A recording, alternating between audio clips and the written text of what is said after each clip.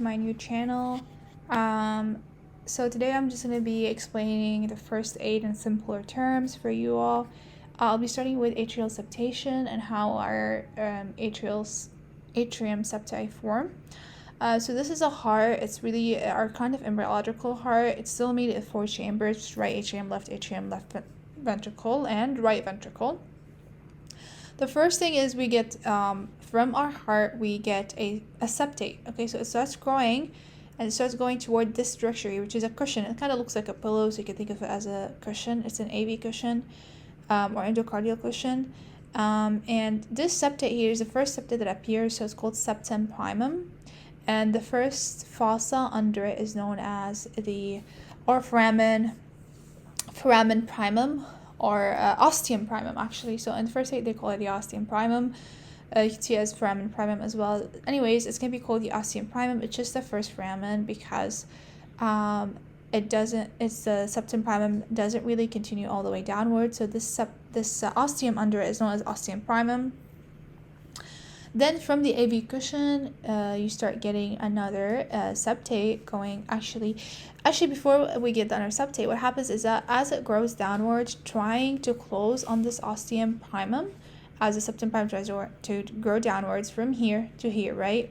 What happens is it will thin down from the upper part, from its upper part. You know, think about it as when you stretch something, it keeps thinning out, right? So you're stretching that, like, let's say anything, you pull it from this side, okay, and then you pull it from that side as well, it'll somehow break down at some point, usually the upper part, right?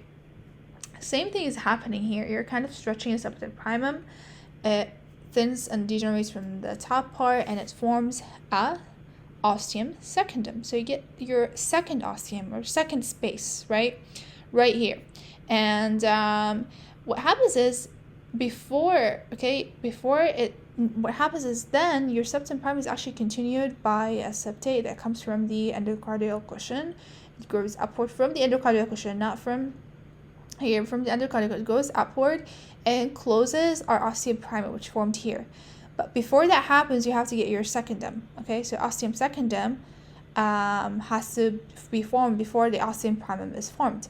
Also, apologies if I did say septum by mistake. I meant the ostium secundum has to first appear before the ostium primum is closed by the endocardial cushion.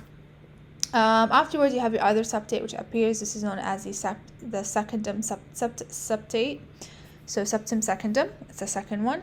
It grows and it overlaps the ostium secundum, and it also continued by the endocardial cushion, but it doesn't actually fuse like in here. Instead, it doesn't go all the way up.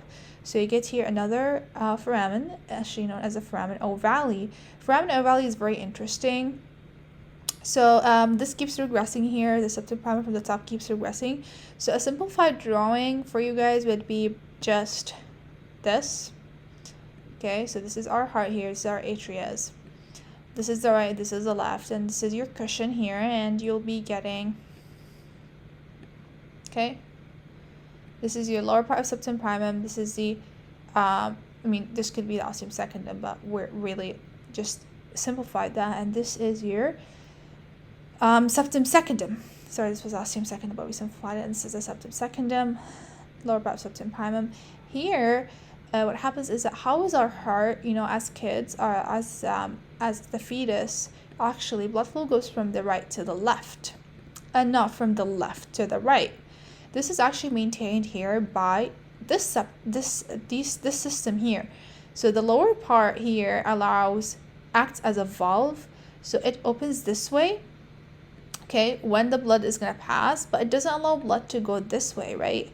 So it doesn't really allow blood to go from left to right, but it allows it to go from right to left. This is a one-way valve that allows blood to go from right to left and not from left to right. So right to left shunt and not left to right shunt. This space here is known as the foramen ovale. So this is a foramen, and it's called the foramen ovale.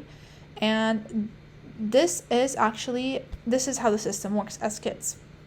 What happens when we grow is we actually have high pressure from the right and the left of the we all know that the left side of the heart is has actually higher pressure than the right side. So the pressure here will start compressing this way, and it will cause the septate, the primum, to close here. So these two will be close together and it will form actually just one septate. So this is how our septate form. Now the foramen ovale is going to become the limbus fossa ovalis, which is a depression in the heart. I'll be explaining that more in details in my next video.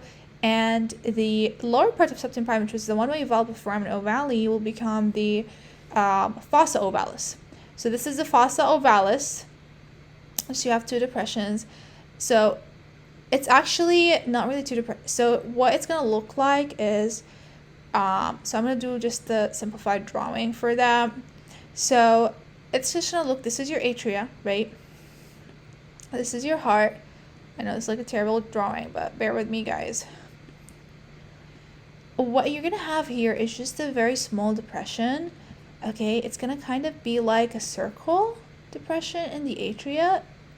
Now, this depression here in the middle, the depressed part, is going to be known as your fossa ovalis, which is basically the foramen ovale, where it was. Now, the borders right here are the limbus fossa ovalis, especially this area here. And it's going to be actually by the lower part of, if you think about it like that, this is the head, this is the foramen ovale, okay? And this is the limbus, this is the fossa ovalis, and this is the limbus ovalis, right? Which is mainly formed by what? The lower part of septum primum. Discussed how our atrial septum forms and becomes one, the remnant, which is fossa ovalis and fossa limbus ovalis. We're going to talk about what if they don't fuse. So what if our septum primum, septum secundum do not fuse, and the foramen ovale stays patent, and it doesn't come fossa ovalis and fossa limbus ovalis, so this doesn't happen, and you just get this. So this is still there. So that will create actually a right to left shunt. And what we'll discuss, so let's say that some guy has deep venous thrombosis. That means that in the your leg, you start getting emboli, and they could travel all the way to your inferior vena cava, into your right atrium. Usually they go to your pulmonary trunk. As you guys know, the pulmonary trunk will go to the lung, right? So that, because the blood in the pulmonary trunk is going to have to go from here and then to the lungs to get reoxygenated, then it will enter right away back to the left atrium. That means usually your emboli that was on your leg really will just form a pulmonary emboli, could lead to pulmonary hypertension, also goes to your lung, but it wouldn't really go to your left atrium now, or left ventricle. So what happens is, if you have a right to left shunt, in the case here, it will go from the IVC, the blood clot, or the emboli, and it can actually skip or it could still go in the pulmonary trunk, but it also could go through your atrial septum and right way into the left atrium. And then it will enter your systemic circulation, and it could cause you to have a lot of other issues, okay, and troubles. This is known as a paradoxical emboli, and it can actually lead to severe, so it can actually lead you to pass out right away, decrease your blood pressure because it could be blocking your aorta. It can even travel back from here, okay? It could travel all the way to the ascending aorta, and it will increase your blood pressure if it does go to the aorta, or it gets stuck somewhere here. But what it could do, which is worse, is that it can go to your brain and can lead to stroke. So it can actually cause you to have stroke. As you guys know, the ascending aorta is going to supply blood to the brain, and if the blood clot or the emboli can travel to your ascending aorta, it can also get to your brain and cause you to have stroke and settle collapsing. So this is a very important point. It's known as paradoxical emboli, happens to right left shunt due to inability for the atrial septus to fuse. So we explained all of that right now, and I hope that was helpful.